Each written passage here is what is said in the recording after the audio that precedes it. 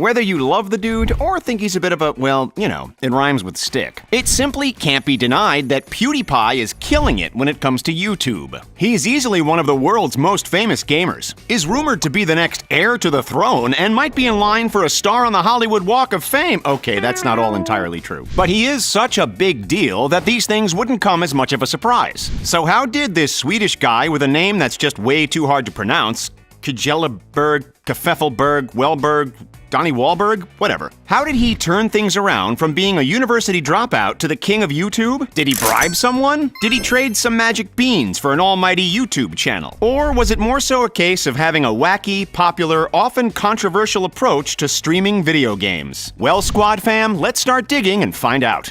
Anyone who's guilty of surfing the web for hours on end, probably putting off some important school paper or something like that, will have come across this guy, no doubt. But just in case you bros or non-bros out there have been allergic to Wi-Fi over the last few years and have avoided the internet at all costs, we'll slap you with a quick rundown. His name is Felix Arvid Ulf Kjellberg, better known to the online universe as Pewdiepie. Don't get him confused with I'm a QT Pie, though. Yeah, we know, internet names are tough, aren't they? Pewdiepie is a YouTube star, actor, comedian, meme reviewer, reporter, and gamer commentator. Yeah, he does it all. But he's best known for his video content, and he is excruciatingly close to 100 million YouTube subscribers. Pretty much all of his videos get over 10 million views, with his most popular one currently at 210 million. Holy freaking hell, that's a lot of views. All up, he's had his content watched over 22 billion times, and yes, that's billion with a B. He was the official king of YouTube from late 2014 to early 2017, and was even named by Forbes as the highest earning YouTuber, with his annual income eclipsing a seriously impressive $15 million.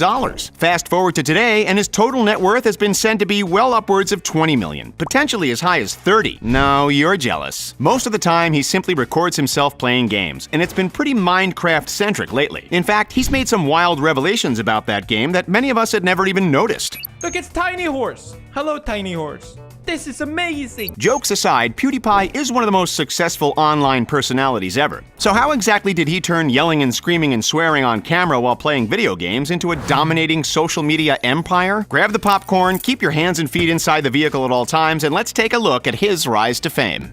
Let's start at the beginning, shall we? Like all the way at the beginning. Before Pewdiepie was Pewdiepie, he was just Felix. He was born in Gothenburg, Sweden, and as a kid developed a bit of an interest in video games, as many younglings do. He was always drawing popular characters like Mario and Sonic and spent hours on end button mashing on his beloved SNES. Then, as he got a little older, he was like, high school is stupid, I'm gonna ditch class and go play video games with my friends at the internet cafe, because why the heck not? It seems that he wasn't too keen on his college degree either, dropping out of his industrial economics and technology management courses at Chalmers University of Technology midway through. You might assume that he left because he wanted to become a famous YouTube star and take over the world, but that's actually pretty far from the truth. In reality, he said see you later to college because he just didn't have any interest in his courses, plain and simple. He actually thought that the concept of leaving university to pursue a YouTube career was, quote, fluffing stupid. Although he didn't say fluffing, if you know what we mean. So after he dropped out, he was like, what the heck do I do now? Should I join the circus? Should I flip some burgers? Should I edit some things on Photoshop and see if it leads anywhere? Well, yeah, that's what he did. No, not the circus thing, the Photoshop thing, and well, sort of also the burger thing, since he ended up working at a hot dog stand. But yeah, he decided that the YouTube channel idea wasn't as fluffingly stupid as he initially thought. So he came up with a little plan to raise some money and start making videos. Did he sell a kidney? Nope. He began to print off some of his Photoshop artwork and sell them to his nearest and dearest, plus any randoms who took an interest in his designs. It might come as a bit of a surprise, but they were actually really good. Or at least we think so. Here, judge for yourself.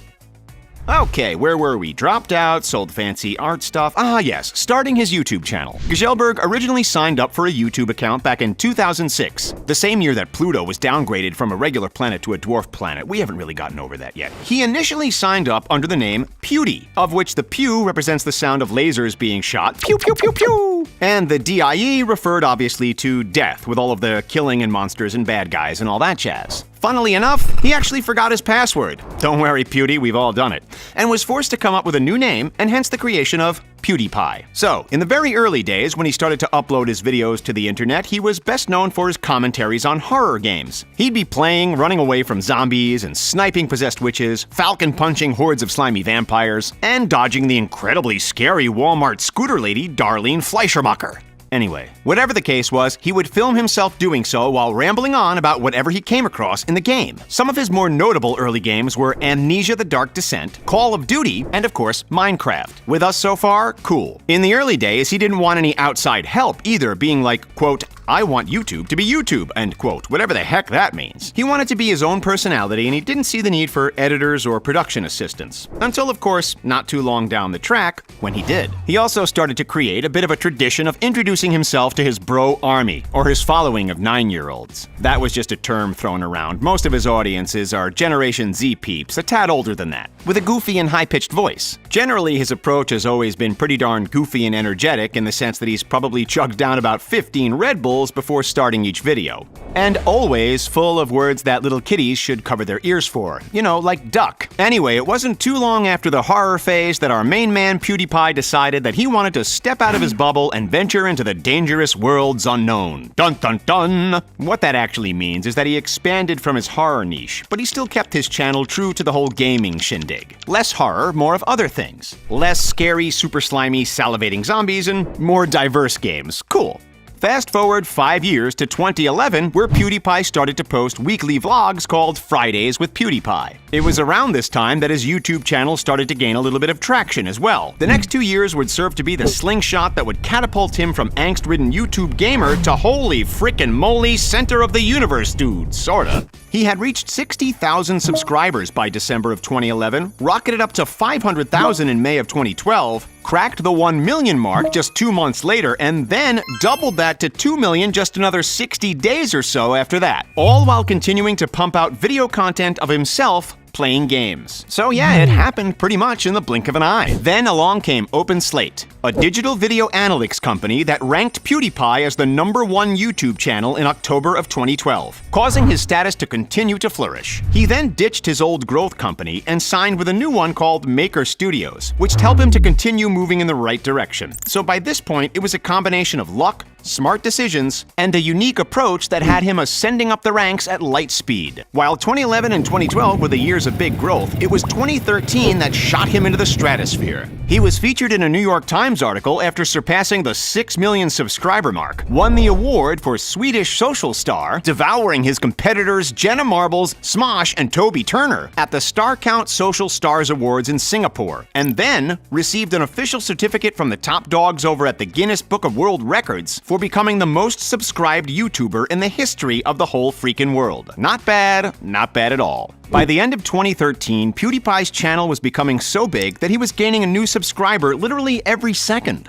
In the time it took us to say that, he would have gained 10, 11, 12 new subscribers. 16, 17, you get it. It's impressive. At this point, he was still somewhat involved with the horror genre from his early days, while dabbling in other genres here and there. But in 2014, he had a mid-shift change. He was like, oh hell no, I don't want to shoot no Walking Dead no more, and scrapped that genre focus and decided to just actively play games that actually interested him. Oh, and he also had this whole topsy-turvy relationship with YouTube comment sections, but that's a story for another day. Of course, this absurd growth and popularity isn't without more of its fair share of controversy. He copped a heap of criticism for some ill-mannered jokes that belittled serious issues. And he got plenty of backlash for using certain words to describe certain people. We'll let your imagination do the rest. Anyway, PewDiePie came out in 2016 to make an official apology, stating that he felt a ton of regret for the words he had been using in his videos all those years ago. Good stuff, Felix. We applaud that. As his fan base continued to grow and grow like the hairs on a 15-year-old boy's chin, he decided to expand his brand a little. Well, actually, a lot. With help from Maker, that's the growth company he was paired with, remember? He created an official PewDiePie website, a mobile app, his own game called PewDiePie: The Legend of Brofist, which was released on September 24th, 2015, and an online store to sell all kinds of funky Pewdie merch. Of course, he kept on keeping on, racking up new subscribers and dominating the view counts for the next couple of years. Then along came the Indian record label T-Series, who had been battling it out with our beloved Pewdie for most of 2018 and 2019 for the illustrious YouTube top spot. The Bro Army has been rallying trying to maintain numero uno, however, he's currently sitting in the silver medal position. Nevertheless, whether he makes it back to #1 and takes over the world or not, PewDiePie will forever go down as a YouTube legend and a pioneer of this new form of entertainment.